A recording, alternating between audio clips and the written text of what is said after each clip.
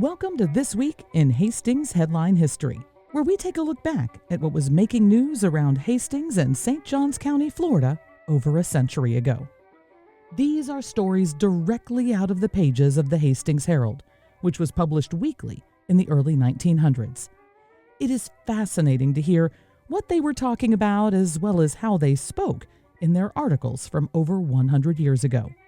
So sit back and enjoy as I share with you a few of the articles from This Week in 1920. This week's newspaper tells a story that very much mirrors what's happening this year in Hastings with the closure and moving of the Hastings Library. This week in 1920, the article about the library read, "The Hastings Public Library, which has been out of use for many months, is about to be reopened to the people of this section who will be able, in the future, to obtain books every Saturday afternoon. The quarters of the library will still be in the parlor of the St. John's Methodist Church, where the librarians will be in attendance henceforth on library afternoons. The reopening of the library will be a source of pleasure and benefit to many local people who have missed the advantages during the period it has been closed.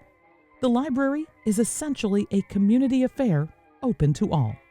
A sum of 50 cents a year is charged for membership, which amount goes to defray the expenses of the library and to purchase and replace books." So how do your current property taxes compare with those in days gone by? Well, here's a story about property taxes back in 1920. Commissioner's budget for coming year and fix at 44 mills. The taxpayers of St. Johns County will be required to pay a tax levy of 44 mills for county purposes for the ensuing year. This is to be added to a state tax of 11 mills, bringing the total to 55 mills. The county valuation is $5,760,698. This does not include the assessment against the Henry M. Flagler estate of $21,470,000, which is now in the courts. The 44 mill assessment will bring to St. Johns County a revenue of $253,778.71. This will include an amount sufficient to take up all outstanding indebtedness other than the county bond fund and will leave the county free from all current debt at the end of the fiscal year. In 1920, the election season was something very different as women had just been given the right to vote. And even in that time of deep racial divide, women of all colors came together to exercise that right. An article from the paper This Week in 1920 talks about the white women of Hastings out at work registering local black women. And the voter rolls showed it. This week in 1920, their voting roster showed 156 women in Hastings were registered, 92 white and 64 black. The majority registered for the Democratic Party. On Federal Point, it was the opposite story.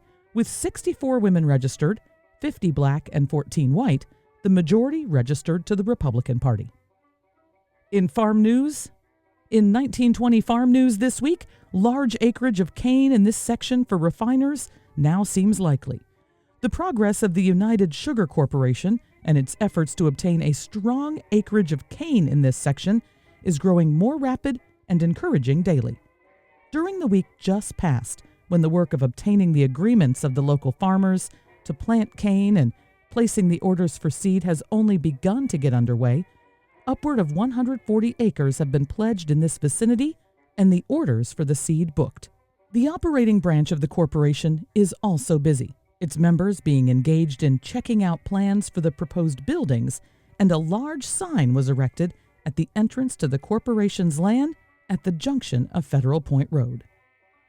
In 1920 business news, a new barber shop opens. For the first time in several years, Hastings has its own barber shop, one both owned and managed by a Hastings man.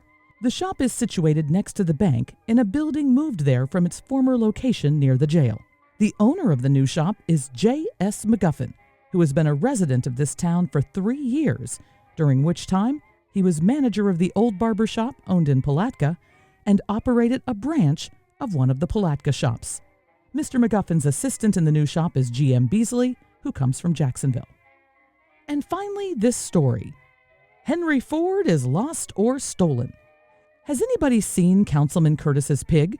It wandered away from home one day early this week without leaving behind any forwarding address or any trace by which it might be sought. The pig was much esteemed by Mr. Curtis, as it was a gift, and had been in his possession only a short time. Its name is Henry Ford, or perhaps Henrietta Ford, according to circumstances. Not having a suitable pen in which to put it, Mr. Curtis made it comfortable in his office, alongside his checkbook and spare tires, planning to educate it and train it as a cashier for his garage. Apparently, the benefits of education had little appeal to the porker, however, for on the first opportunity it made its escape and vanished completely. Consequently, Mr. Curtis appeals to every honest and respectable citizen in Hastings to watch out for his pig and return it to him as early as possible. Should there be any local citizen who is not honest and respectable, he is requested with equal earnest to turn his head away and his eyes should the pig appear in his neighborhood. The pig is described as black, with a curly tail and a number 10 squeal. As a reward for safe return, the councilman offers a year of free air for the finder's automobile tires and the choice of any 5-cent cigar in Hastings. I hope you enjoyed this week's edition of Hastings Headline History. This podcast was brought to you by Presenting the Past, bringing history back to the present through historic presentations and the sale of treasures from days gone by. This episode was written and produced by me, Michelle Morello, with the aid of vintage copies of the Hastings Herald. Now it's time for this week's musical memory, when we listen back to a song that everyone was listening to over 100 years ago. This week, we'll take a listen to a voice that was one of the busiest recording artists of the 1920s. Louis James recorded a number of songs with multiple record labels. He was also sought after for his vocal versatility and didn't just sing as a solo vocalist, but was in duets and quartets, recording some of everything: ballads, hymns, jazz, even children's music. So this week, let's listen to a song by a voice everyone knew. Here's Louis James with his 1924 hit, Mr. Radio Man.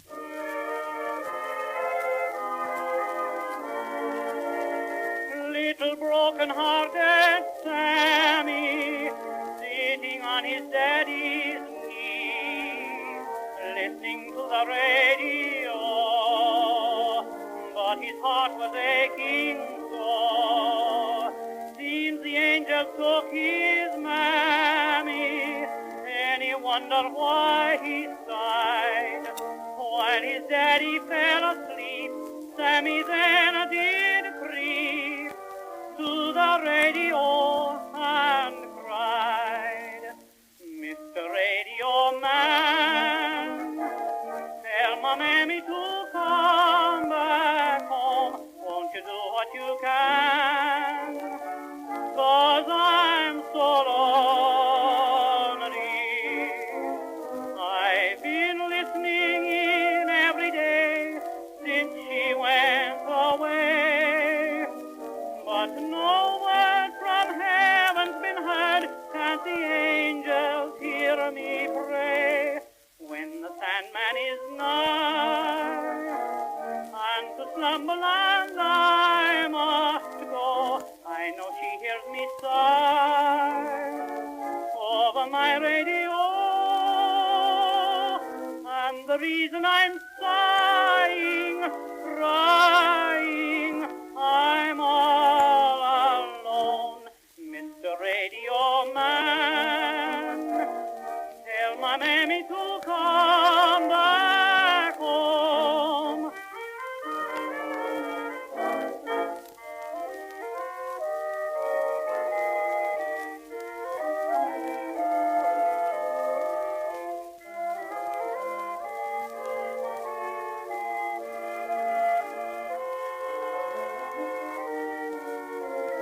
I've been listening in every day since she went away, but no word from heaven's been heard. Can't the angels hear me pray when the Sandman is nigh?